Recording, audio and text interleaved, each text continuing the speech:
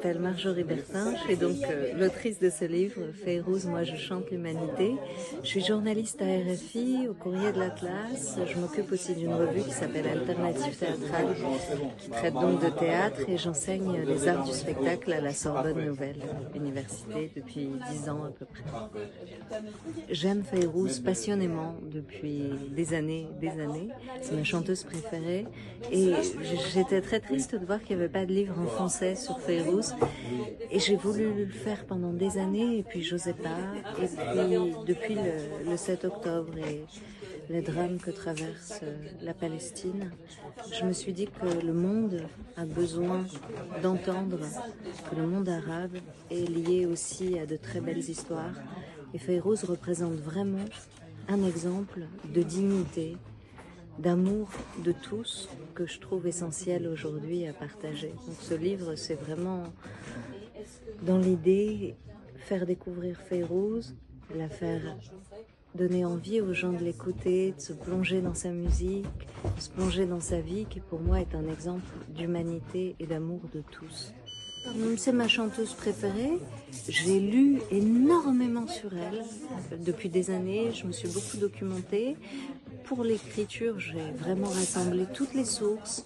Et puis j'ai la chance d'avoir des amis qui connaissent Fayrouz depuis très longtemps. Donc je leur ai aussi demandé des choses parce que Fayrouz c'est quelqu'un de très mystérieux. Et j'avais besoin d'avoir des petits éclaircissements sur certaines choses. Je ne viens pas du tout d'une culture orientale, mais je me suis mise à apprendre l'arabe pour comprendre les chansons de Fayrouz. Donc maintenant, je lis l'arabe, je le parle un tout petit peu mais très mal, et j'arrive à comprendre les chansons, qui étaient mon grand objectif. Et il y a d'ailleurs des chansons dans le livre qui sont écrites en arabe et traduites en français.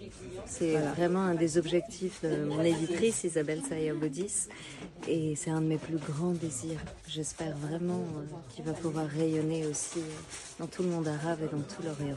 Je l'ai appris justement en travaillant sur le livre. Ça fait partie de mes grandes découvertes sur le livre, et j'étais très surprise parce qu'en plus ça date de 1959, donc c'est avant la guerre d'Algérie. C'est un engagement qui est très fort. Elle a chanté une chanson pour Jamila qui s'appelle Lettre à Jamila lorsqu'elle était emprisonnée, et cette chanson l'a énormément portée. Et Fayrouz, c'est aussi, et ça c'est quelque chose qu'on ne sait pas d'elle, une femme qui, je crois, est une grande femme, une grande féministe aussi, à sa manière. Mais Fayrouz, ce qu'elle a d'extraordinaire, c'est que dans chaque pays où elle se produit, il y a une ferveur. Le monde entier aime Fayrouz. Et c'est une chanteuse qui est aussi bien pour les Occidentaux que pour les Orientaux. Moi, j'avais pas la prétention de vouloir interviewer Fayrouz parce que je suis vraiment toute petite par rapport à elle. En revanche, par politesse, j'ai fait en sorte qu'elle sache que ce livre s'écrivait, que si elle voulait, elle pouvait tout à fait me contacter pour en parler, que je pouvais lui faire relire tout ça.